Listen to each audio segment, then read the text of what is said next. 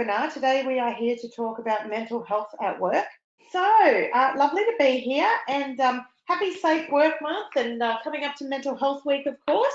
And I believe that you guys have lots of interesting initiatives going on over this time, which is great. So these are the areas that we're going to explore together today. And we're going to step through each of these areas. So we'll have a look at what are the common mental health issues. We will have a look at the 3 key impacts of mental health illness on teams, and we'll show you our 3-step model for managing mental health issues at work.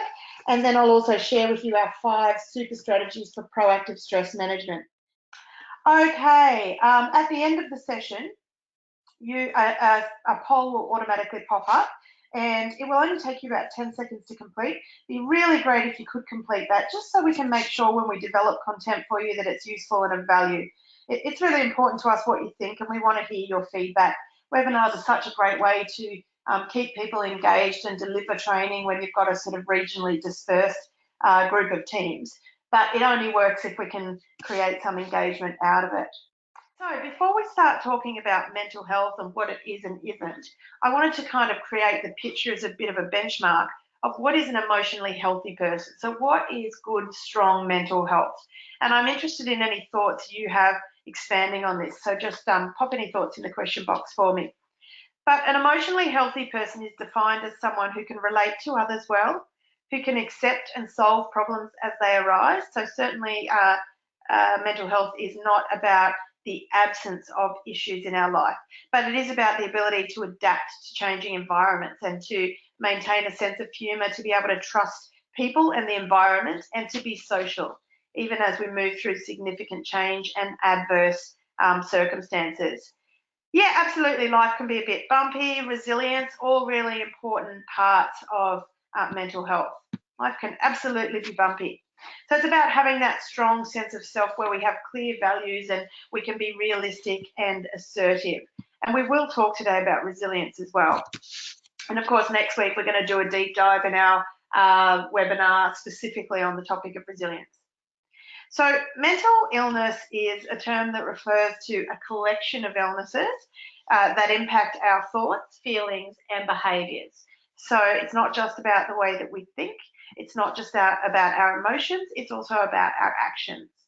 So that's how mental illness is defined. Really important to understand that concept of it referring to a group of illnesses though.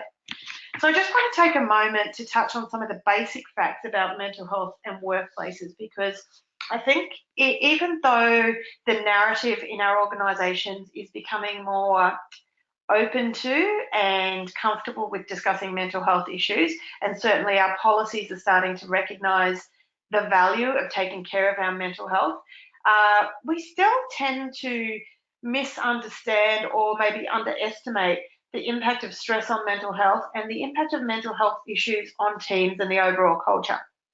So just a few basic facts. 1 in 4 people suffer from a significant mental health issue every 12-month period now. So, for those of you sitting in groups now, that's, one of you in each of those rooms. So it is a significant, costly and cumbersome issue. And we'll talk a little later in the session about the impact of mental health issues on workplaces and teams and how that comes together. Okay, now we also know that there is a direct impact of stress on mental health, and exercise really eases stress. So just 20 minutes a day of exercise is enough to prevent the impact of a significant mental health episode or triggering. And just 3.2 days now per worker per year are lost to stress leave. The Australian economy is spending almost $8 billion. Actually, it's now up a bit on $8 billion, but last count was about $8 billion a year on stress leave. And that is just, they are work cover claims directly attributable to stress. So that's not even taking into account all the times that we, call up and say, oh, I can't come in because Johnny's got a headache or a cold, and really we just actually are feeling quite stressed and needing a mental health day. So, it's very costly and expensive, and organisations are having to spend a lot of time managing the impact of it. And so one of the things that contributes significantly to stress in workplaces, from my experience, is ongoing change. So I just want to take a moment to talk about the impact of stress and change on teams. So there are four kind of, even though change is a process and we can't really define how quickly that process will occur for any individual or a team, because of course our team's experiences are just the collective result of individual experiences. So when we talk about change, there are four distinct things that people will experience when significant change or stressors occur in the workplace. First of those is that we tend to go into shock and denial. So, by the way, this is just a model for organisational change, which is based on Elizabeth Kubler-Ross's work on dying and grief. So many of you will be familiar with these stages, and it's just overlaid for the organisational context.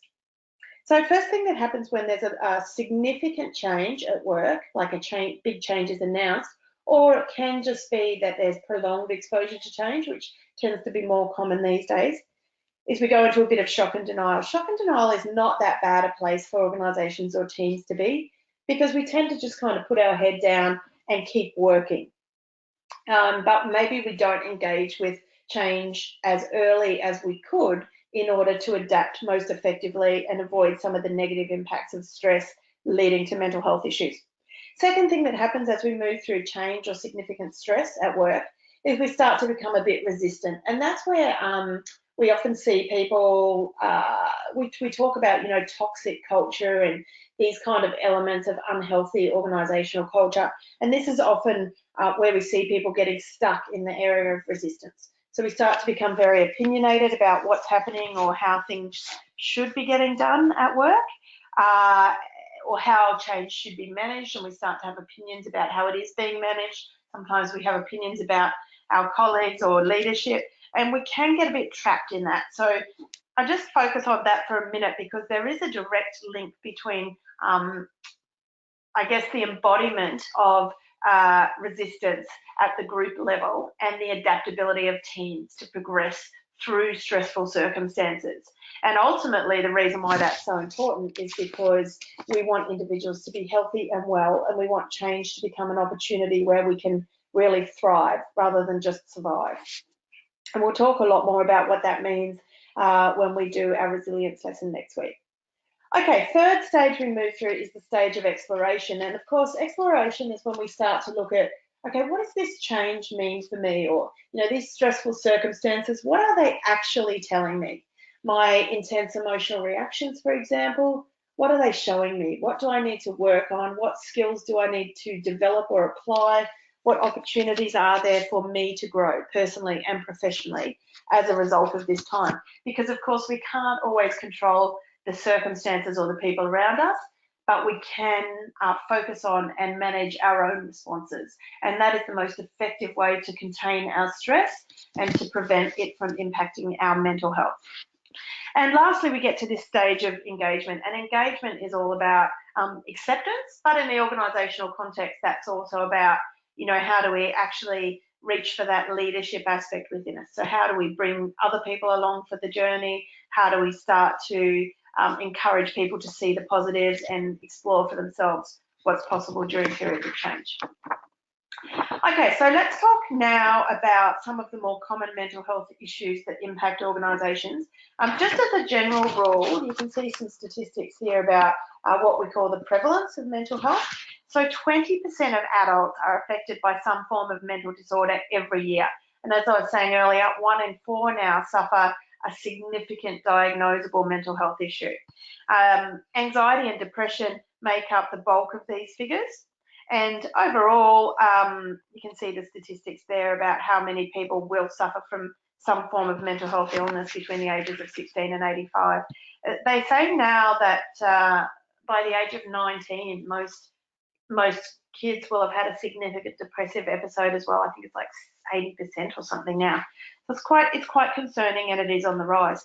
Some of the generic causes of mental health issues include obviously biology, so genetic predisposition, can be lifestyle, and that can include alcohol and drugs, or generally insomnia and other things that contribute to us not living a healthy lifestyle. Stressful life events, so death of a loved one, illness, separation, changes at work, elevated stress over long periods of time, and that's why it's important to understand that cycle of change in organisations and how it can impact us and create escalated stress. And then, of course, there's the issue of distinct trauma as well. Now, we're going to focus today on the two most common mental health issues that impact organisations, and these are, of course, depression and anxiety. Because they are so common, and also because they're responsible for around 30% of absenteeism in any organisation. So they are responsible for more than any other individual ailment, injury or illness. So it's really, I think there's real value in understanding and opening up the discussion about what's going on at work that leads to triggering these types of events, and how we can more effectively be proactive about managing our own mental health individually and in teams. Okay, so let's look first at some of the signs and symptoms of depression. There are, of course, biological influences, so we talked about that, but there are also environmental factors. So insomnia, lack of sleep, weight gain or loss, difficulties with attention, poor self-esteem. These are all signs and symptoms of depression. Now, it's important to know what to look out for, both for yourself, so that you can recognise what's going on, but also for people around you. But we don't want to get too hung up in the signs and symptoms. Of course, it's not your role to diagnose anyone else in your team or that you might be around as having a mental health issue. It's just valuable to understand what the signs and symptoms look like so that you can be mindful when there might be an issue. In terms of anxiety, there is a spectrum of anxiety disorders. So we move right from that generalized kind of anxiety through to panic disorders, phobias, post-traumatic stress disorder, and obsessive compulsive disorder. Some of the signs and symptoms across this range include that sense of persistent worrying, compulsions and obsessions which can't be controlled, intensive or excessive worrying about social situations or in fact other situations, or panic attacks themselves. Symptoms of anxiety can begin in response to a number of different situations. So it could occur around a major problem or a series of stressful life events like a job change or significant decisions. It can also be influenced by personality traits. And personality traits can in turn influence how we respond to anxiety. But that generalized anxiety, just having a look back at the different types of anxiety, so we often call it GAD, or generalized anxiety disorder. That's that sense of excessive or general worry. So anxiety and apprehension that occurs for more days than not over a period of around 6 months and can be very difficult for the individual to control. You can feel restless or irritable, physically tense, very easily fatigued. You might have trouble concentrating or sleeping, but it's usually diagnosed as 6 months of persistent and excessive constant anxiety and worry. Panic disorders tend to be diagnosed across at least 2 unexpected panic attacks, followed by a month or so of worry about having another panic attack. So that's one of the ways that we can look at understanding what might be going on. Now, panic attacks are not always associated with a particular event or situation, and they can occur for no apparent reason. And sometimes a panic attack just looks like a sudden feeling of panic associated with physical symptoms. So shortness of breath, dizziness, chest pain, any of these sorts of things. And then, of course, there are phobic disorders, which are those repeated irrational fears of specific objects or activities or situations. And sometimes that can be very intense and drive people to real extreme behaviour to avoid that situation. And then we also do have post-traumatic stress disorders. So that's characterised by re-experiencing a traumatic event, accompanied by a series of increased arousal physically. And often people will avoid the stimuli associated with that trauma. And then, of course, we do also have obsessive compulsive disorder. So that can look like obsessions, recurrent and persistent thoughts, impulses and images, which cause anxiety or distress, and repetitive behaviours like ordering or checking or hand washing. Now, one of the reasons why we need to be mindful of the signs and symptoms that we were looking at is, we want to keep an eye on what's going on for us, and it's good to have some indication of what might it look like if things are not going well or things are escalating for me. But at the same time, we don't want to obsess over symptoms, because many of these symptoms are also, of course, the signs and symptoms of general stress or just life. But I am interested to find out from you guys if you have experienced any of those signs or symptoms that we talked about. So either the anxiety or the depression signs and symptoms. So if you would just be so kind as to answer the quick poll for me, just so I can get a feel. It's completely anonymous, but just a yes or no. Have you in the past, or are you now experiencing these types of signs or symptoms? Just gives us a bit of an idea of what's going on out there and how likely is it that we need to do more work to be able to manage and understand the impact of stress in the workplace. Okie dokie. So I'll give you a couple more seconds to do that before I close the poll. But just in terms of the standard approach to managing mental health, okay, I'll close that one now. Just in terms of the standard approach to managing mental health, these are some of the ways that we tend to address it generally. You might be able to think of some others, and I'm interested to hear from you in the question box there if you know of other ways, or you may have found other effective ways. But so medication, therapy, support programs, alternative therapies, which might also include, sleep therapy or exercise therapy. And these are all great and often happen cumulatively. So the effect of them can be cumulative. We get the best benefit by combining things often. But they often don't take into account the role that stress plays and or the value of proactive management strategies. So it tends to be a bit of a reactive model that we use to address mental health illness or issue once it exists and is having an impact on us. So I often, wonder, given the significant number of people, and I'll share the results with you of that poll. So about 89% of you said yes, you have or you are experiencing those kinds of signs or symptoms now. Only 11% of you said no. So, given the significance of that, it's really valuable to put some effort into starting right back at the beginning and asking, how can we be more proactive about managing stress, adapting to change, and building resilience? I'm just having a look at some of your comments here now. Another way to reduce your stress load, I like to call it my stress budget. Oh, I love that. Yeah, that's a great idea. And even good stress combined with too much can add up and result in burnout. That's absolutely true. And, sometimes it can become a bit of a mantle that we carry, we can pride ourselves on coping well with stress. Who's like that? Who feels like they cope really well with stress? They can take a lot. They adapt really well. It's very common, right? But all of us do have a point of elasticity. So when we talk about the theory of resilience, we talk about what is that point at which we can take no more. And interestingly, it can sometimes be something very small that triggers a mental health illness or an episode if we have a latent mental health issue. So that's absolutely right. Melody's saying, even good stress combined with too much can add up and result in burnout. So it's necessary to have a stress budget. I would like to hear some more about that concept if you've got a moment to type some more in for us, Melody. Tell us a bit more about what stress budget means to you. Yeah, that's right. Someone else is saying here, I feel like I cope with stress. My body tells me otherwise. Absolutely. I have this feeling for myself that, I can work from anywhere. I can get off a plane and run a webinar. It's all okay. And that is about the healthy parts of stress, right? The ability to thrive in difficult circumstances and to be effective and to use our adrenaline in powerful ways. But it is absolutely, Patria's saying, it's like a rubber band. It breaks too much if there's a strain.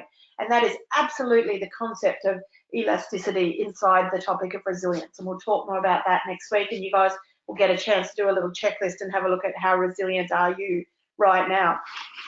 There is a point at which our body starts to burn out, even if mentally we're still coping well with the stress. And so it's really important to recognize the value of building resilience as a proactive tool for managing the impact of stress. And, you know, to just start generally tuning in on all different levels. So tuning into ourselves physically, you know, what's going on for me.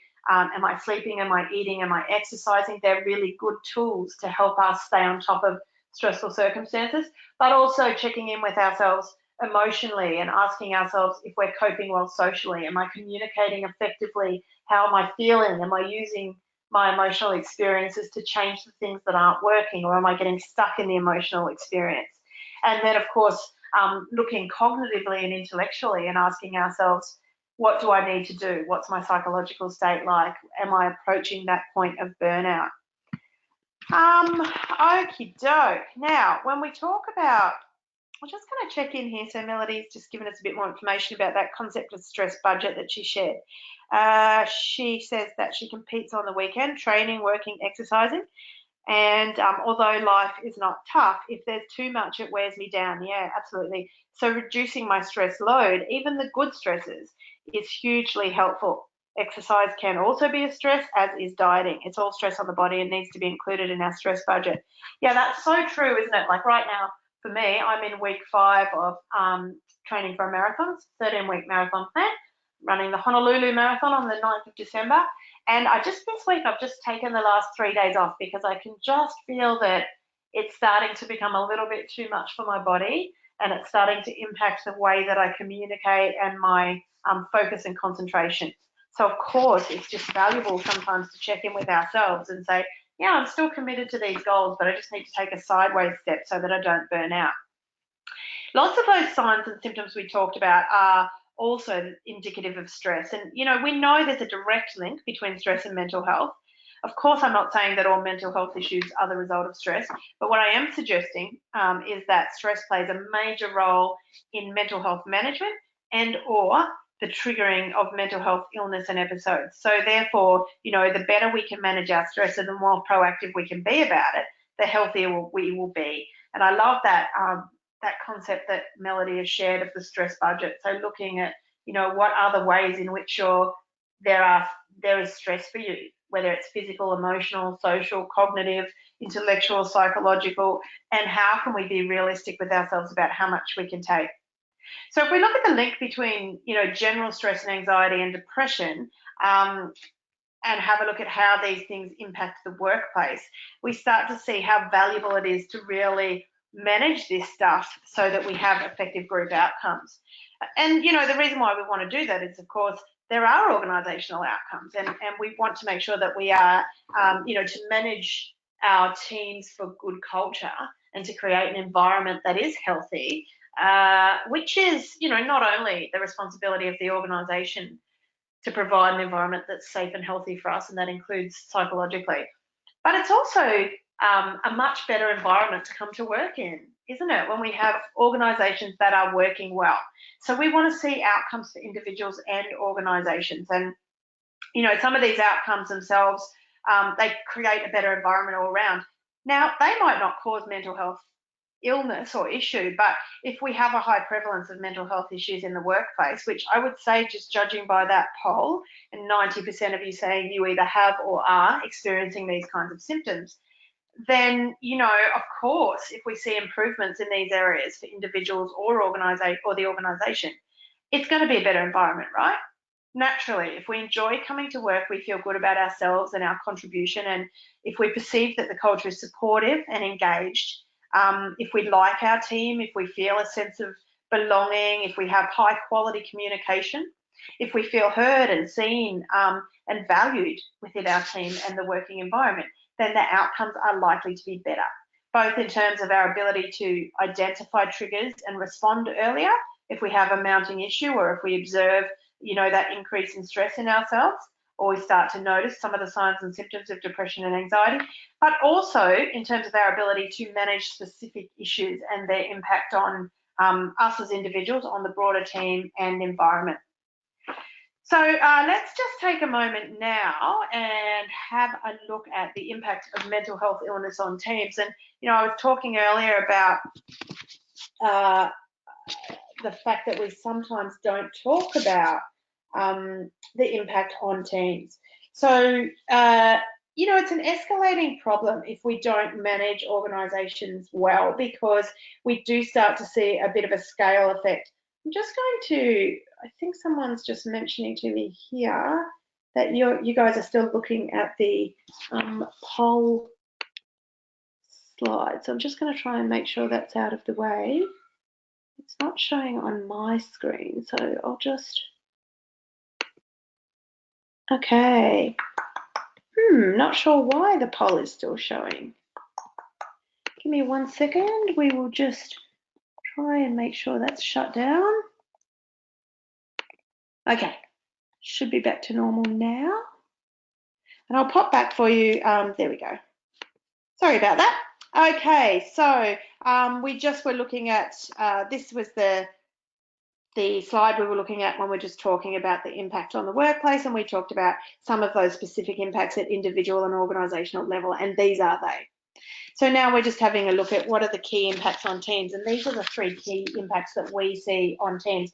So if we take an example to have a look at the impact of these, let's take the example that Mary goes on stress leave, right? Now, who is doing Mary's work? We don't know when she's coming back. We can't replace her. We're not sure how long she'll be away. We don't really know what's happening with her or why she's on extended leave. We're a bit worried about her maybe.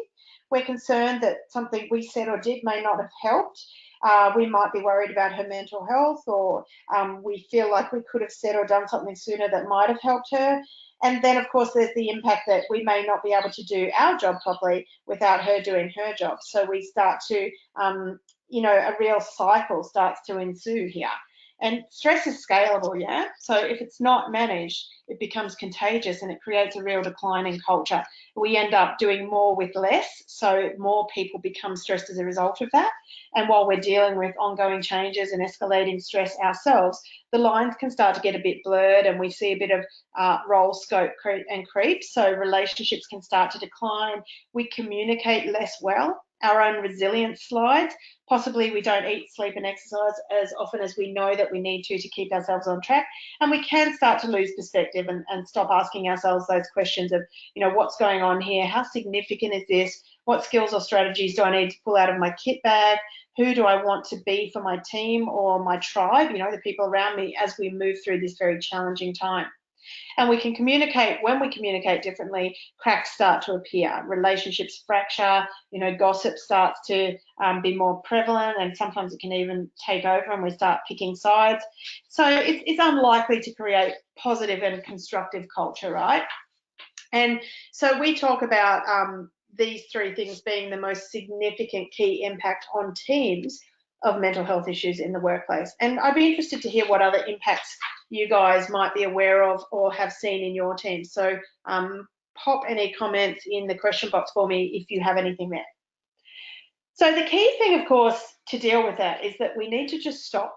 Sometimes we need to stop and just take a deep breath to figure out what is it that is causing the stress without judgment, right? So we don't want to get into the blame game where we talk about, you know, leadership or what the organisation's doing or not doing or should be doing, but just actually identifying what are the key stress triggers, how can we respond to them, and what is happening to our team when we get stressed. It's really important to manage the impacts of stress, because if we want to, or to identify the impacts of stress, if we want to manage stress effectively and proactively, which is really great in terms of enabling mental health, the earlier we get on it, the better. Early intervention is always better with mental health. But to do that, it's important that we understand, firstly, what is it that's causing stress in my life, for my team, within the organisation, and secondly, that we start to understand how we ourselves and the people around us react and respond to stress, because that's what gives us that enablement to try and protect team dynamic and manage for the impact of stress on teams. So I'll just share with you, there are 4 common stress response types. These are they. Cognitive, often where we see women after having babies, you know, black and white thinking, confusion, difficulty making decision and taking actions. Physical stress, and that's all that stuff we commonly associate with stress, those physical symptoms, headache, nausea, sweating, sometimes sleep disturbance, or extreme, which can be lack of sleep, or extreme fatigue, and that general restlessness. Emotional stress response, so that's about the inability to regulate and control our emotional reactions and responses, crying, angry outbursts, perhaps heightened anxiety, or a bit of that flattened effect, where we start to feel like it's kind of negative and a bit dead. Very, very difficult to impact that in workplaces because it's quite contagious and it can be very challenging to try and breathe life back into teams where the energy is super dead and has become quite stale. And it often creates real disengagement. So be on the lookout for that one. Really important in terms of protecting teams during times of stress and change. And then, of course, behavioural, which is that real withdrawal type of stress response, where you don't care what your cat did on the weekend, you're not interested that, your colleague's getting married next weekend, you just want to keep to yourself, put your head down, you bum up, do your work. And this is often where we also see escapist behaviours like turning to drugs or alcohol, or if you're an avid exerciser, you might get obsessed with your pace per kilometre or something. Now, I just want to hear from you guys. Can you hear yourselves in one or more of these? Just yes or no for me in the question box. You're welcome to add some comments if you'd like to. And if anyone does think that they are experiencing stress across all of these, then that's always a really good check-in point to say, okay, look, maybe I need to actually talk to someone about this. And of course, the EAP is available, and I'll leave you with some resources at the end of the session and some referral pathways as well. So yeah, lots of you. Okay, great. Anyone feel like they have symptoms across all of those areas pretty consistently? As a general rule, you will have an innate primary and secondary stress response type. And it's really valuable to understand your own kind of go-to stress reaction because it helps you. Sometimes you don't understand until you start exhibiting the symptoms. So it helps you to kind of identify, oh, gee, I think I'm actually really stressed here. What can I do to build my resilience and manage this stress? It looks like quite a lot of you actually experience symptoms across all four. Not a questionnaire, Kay, we're just looking at the slide and the question is just, do you notice yourself experiencing symptoms across one or more of these areas consistently? Very normal to be triggered into a different stress response by, different circumstances or events or people, relationships, but innately we'll have a primary and a secondary stress response type. So why this is valuable to understand in terms of culture and the workplace is because if we have a team with stress, you do tend to get a bit of a tipping point. So if you have a team that's like, highly cognitive and emotional in their stress response, they're going to be the people that really like to talk through what's going on whenever there's a change. They want to, talk a lot about it. If they're moving buildings, they want to see a mud map of the new building. They want to go for a walkthrough. They want to talk about where they're going to sit. Now, if you have a manager who's very behavioural in their stress response, that manager is going to tend to withdraw. So they're going to be less communicative in times of stress and change. But the team tips towards the emotional and cognitive side. They're going to want to talk and connect. So it's really useful as a leader as well because you can start to recognise who are the people in my team. And I see a few of you have commented here on, that you recognise these symptoms in your work groups or in your team members and family members, and which is fantastic. So first thing we always recommend is start to identify your own go-to stress response and reactions, and even share that with the people around you so that you can tell them, oh, look, when I get stressed, I just tend to sort of withdraw a bit, and that's just my process. I like to just put my head down, bum up, get on with the work. It's got nothing to do with you and it's not personal. It's a really good way to protect and manage our relationships, is to identify our own stress responses and to share that information with people we work with. But then, of course, it's also really good to look out for the people around us and the way that they react and respond to stress, not in order to prevent it from happening, but in order to respond in ways that make it more effective for them to get through the stress. So if you can recognise that someone is behavioural and just likes to withdraw when they're stressed, you can make space for that without it escalating into something else that it doesn't need to be. So a problem about the relationship, for example. Now, when we talk about healthy culture, healthy culture is really nothing more than the cumulative effect of healthy individuals. So if we want to have healthy working cultures that don't contribute to the escalation of mental health issues, then, it's about managing this stuff day to day in ways that are useful and constructive for individuals, for teams, and for organisations. So we have to think about, how do we manage stress? How do we manage for culture? And what are the issues around here? And so I wanted to just share with you our very simple intervention model. So it's about understanding that, you're not there to counsel or diagnose someone's mental health issue. Your role is very simple, regardless of whether you're someone's manager or colleague or best friend. Your role is just to look, listen, and link. And we define that as the 3L model. So it's just a simple 3-step process for managing mental health in workplaces. Sometimes people, particularly in managerial roles, can become a bit overwhelmed by signs and symptoms that they see around them. And feel free to comment on this if you've been in this boat or you've noticed it. But we very commonly hear from managers that they're not sure what to do. They're worried about people or even a group of people. They think people are very stressed. They don't know what they should say or do, or whether they should broach it with them. So, this model is really about just allowing it to be simple. Supporting people who are dealing with significant stress or mental health issues is about just looking, just observing what's going on for them, and noticing the changes. Yeah, absolutely. It's very similar to the "Are you okay?" message. So, this is about, step 1 is about looking, right? So it's just about observation. It's about noticing, it's about awareness. It's about, what noticeable changes have I seen in someone? What signs and symptoms are occurring? What is it that makes me concerned? And just asking ourselves, is that abnormal? What's going on? What could be happening? And you might even be noticing some behaviour that's quite difficult to deal with. So just about taking a step back and just observing what's happening. Step number 2, of course, is about communication. So when we talk about listening, communication is all about listening. And often when we talk about building and managing relationships and creating a supportive environment where you can openly and respectfully share your observations, this starts way back before you notice that there's a problem. So it's about listening to who people are and what their needs are. And sometimes we're not aware ourselves how far away from who we really are we have wandered. And it can be really valuable, someone just pointing out to us that they've noticed some changes in us. And, when we talk about that whole "Are you okay?" initiative, it's about letting someone know we've noticed something unusual in a caring and non-judgmental way. So just listening to what's going on for them, giving them some validation right here and right now, and listening is a really valuable way for people to feel supported. So these are some of our standard tips for listening. Get comfortable with the discomfort. People often don't want to provide support because they're uncomfortable with what might come up.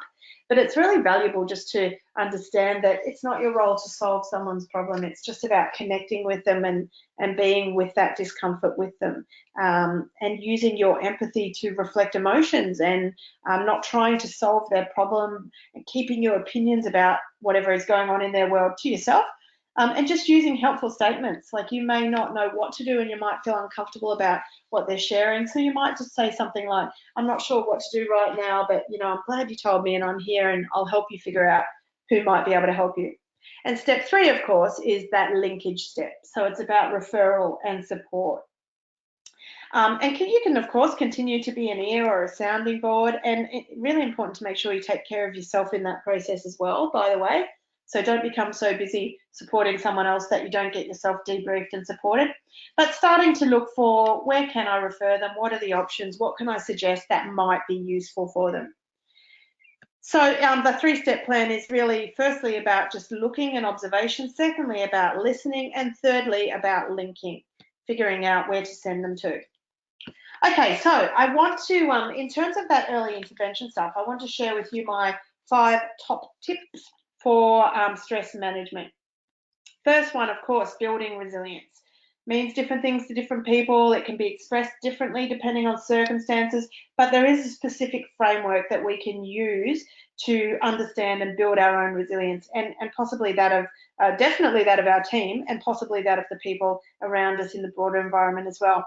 So you can think of this approach as like a holistic model for fitness, right? It's an early intervention strategy that considers the physical, cognitive, social, and emotional well-being. So that's those different pillars that come together to help us be healthy and well. And if you haven't registered already, please do for the free webinar next week. We're going to take a deep dive into each of these 4 areas, and you guys will get a chance to start building your own resilience. Second top tip is to start developing insight or emotional intelligence. So the skill of emotional intelligence is all about self-reflection that leads to action. So not getting stuck in our emotions, but asking ourselves these 4 golden rule questions. What am I doing?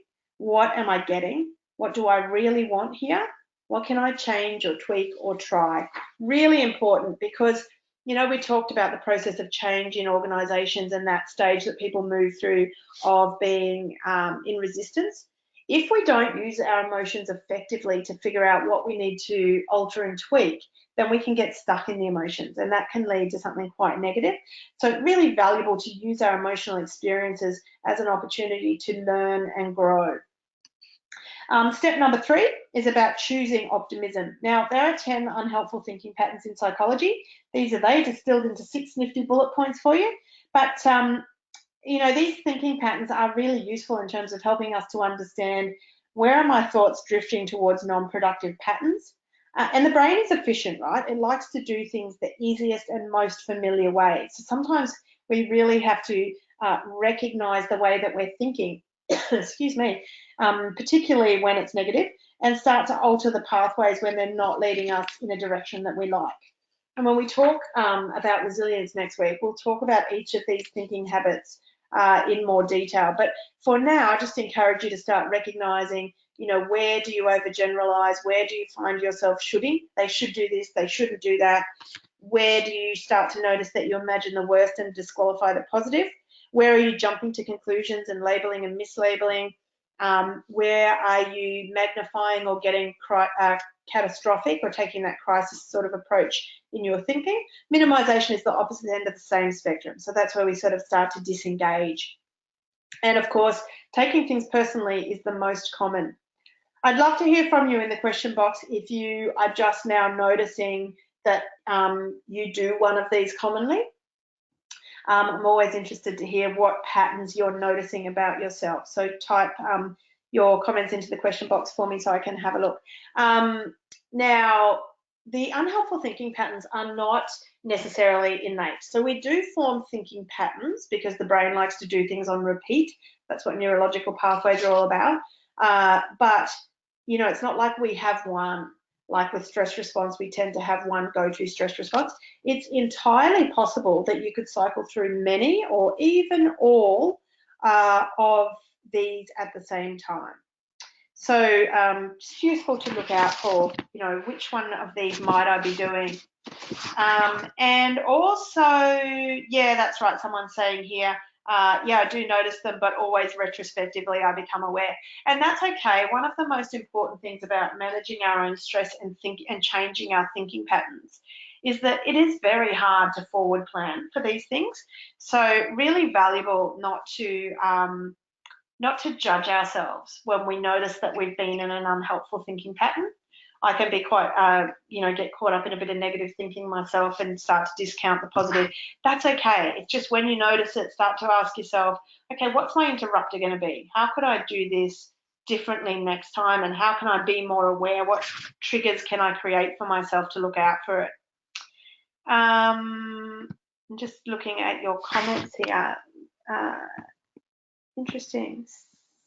Minimization, that's where I'm at, but it seems to work. Can it be a good thing? Yeah, minimization is sometimes a healthy thing in that psychological detachment is a really effective stress management technique. So if the disengagement is about, oh, okay, well, I recognize I can't have any influence on this environment, so I'm actually just going to disengage from it as in to detach from the impact of it, then that's really healthy. Jumping to conclusions, labeling and mislabeling, great. So one of the techniques for that is to start to just notice when you're in that pattern. Someone said all but the last unknowingly. Yeah, that's right. And you can absolutely cycle through many or even all of them. And lots of you have said taking things personally. And taking things personally, generally, research tells us that it's the most common response. And I also think that it tends to be the most damaging for culture, because when we take things personally, it creates this separation between us and other people, and we start to sometimes blame them because we feel bad, or, you know, we're working through those heightened emotional experiences we have around self-worth. And so it can be quite a challenge to stay connected to people while we do that. Someone's saying, yeah, I do more than one, take things personally, magnify situations, jump to conclusions, imagine the worst. Yeah, so it can be a real cycle. Absolutely. I do jump to conclusions sometimes. However, then I do reflect and regret my initial reactions. Yeah, very common, right? And, you know, the only thing I'd say about that is it's not particularly constructive or productive to get caught up in regret. So it's about, you know, identifying, oh, I feel bad, like I would prefer I didn't react that way. Okay, what am I going to do next time so that I recognize the triggers to avoid getting into that? Yeah, someone's saying, just watch a teenager. All of these are amplified. Isn't that true? Even with young kids, I notice with my 4-year-old, he must be having like an influx of hormones or something at the moment. But when he's getting upset about things, he's really unable to regulate himself and still kind of developing those skills where he can settle himself down and start thinking rationally. And of course, all experience travels up the spine as electromagnetic current. The first part of our brain that deals with our experience or observation is the feeling center. So it's very normal to have an emotional reaction to something that's going on. That's okay. But the more we build our awareness about this, the more empowered we can become to change the patterns. Okay, step number 4 is about finding flow. So once we start to sort of manage ourselves, we want to be aligning our experiences with the outcomes that we want. So we manage the experiential stuff with the reflective aspects of ourselves. And that's about, you know, that's where we can start to kind of integrate our journey. So we learn and develop along the way, and we can be satisfied with the way that we deal with things as we go. Really valuable. Okay, I want to just check in with you guys because we're almost finished. Before I get to the 5th tip, I just want to find out what insights are you having for yourself. So just type into the question box for me, what's coming up? What can you hear that you want to do differently? What are you noticing? What are you hearing in today's lesson? Pop your comments into the question box for me. Maybe it's something you knew and forgot, or something you haven't been paying attention to lately. But, you know, step number 5 is the one that really is going to make the most difference. 24 hours after this webinar is over and the information is kind of drifting away, it is not what we talked about here that's going to make a difference, but what you actually do about it. So the personal resilience planning cheat sheet, and we're going to talk about this more next week, but I've included it here for you today so that you can start thinking about those 4 areas, the physical, the social, the emotional, and the cognitive, and asking yourself the question, what do I need to do differently? And we can do that very simply. So we ask ourselves, what do I need to stop that is not helping me? In the physical, the social, the emotional, or the cognitive, what do I need to start? What am I already doing really well that I can continue or maybe share with other people, share some strategies with other people, just like Melody shared with us her thoughts about the stress budget, right? Starting to understand how much you've got to play with before things start to fall apart. So what do I need to stop? What do I need to start? What do I need to continue or get back to? And importantly, what do I need to manage? So what thinking habits, what unhelpful patterns? And then what you can do straight away after we finish this session, if possible, is write down, you know, one thing that you can see that you can stop, start, continue, and manage in each of these areas. So you start to build your own plan for personal resilience. And I am going to ask you next week if you've had a crack at any of this and what you found. So you can download that one. It's just attached into this webinar here, so you'll see it in the handouts section there.